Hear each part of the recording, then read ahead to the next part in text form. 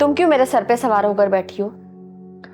सोच रही हूँ कोमल जैसी बहादुर लड़की भी तुम्हारी वजह से मायूस होकर चली गई थी, तो फिर मैं तो कुछ भी नहीं हूँ। वो लड़ती रही तुम्हारी खातिर इस घर के हालात से, और आखिर तुम ही मायूस करके उससे चली गई। कल तक तो तुम कहती थी कि कोमल मुझसे नाराज नहीं थी। कल तक तो मैंने अपने और फरहान के निकाह को भी छुपा कर रखा था तुमसे, तुम्हारे भले के लिए। मेरा इतना ही भला सोचा होता ना तो मेरे शौहर से निकाह ना करती तुम। क्यों ना करती?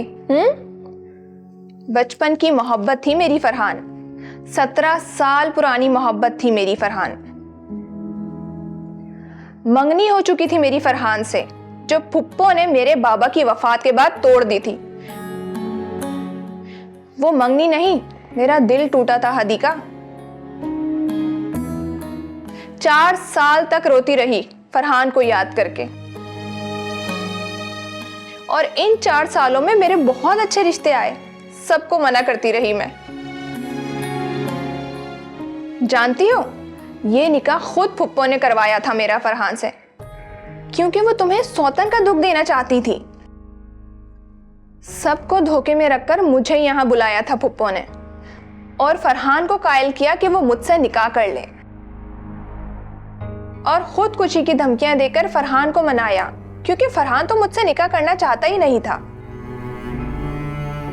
और तुम ऐसे मुंह फाड़कर इल्जाम लगाकर आ गई फरहान पर बेवफाई का। काश तुम कोमल की मौत से कुछ घड़ियां पहले आ गई होती हदीका। कोमल खुद तुम्हें बताती कि उसने भी मुझे कबूल कर लिया था। तुम्हारा कुछ नहीं हो सकता हदीका, बिल्कुल अकेला कर लिया है तुमने अपने आप को। सब लोग इकट्ठा हो रहे हैं बाहर लॉन में चाय पीने के लिए।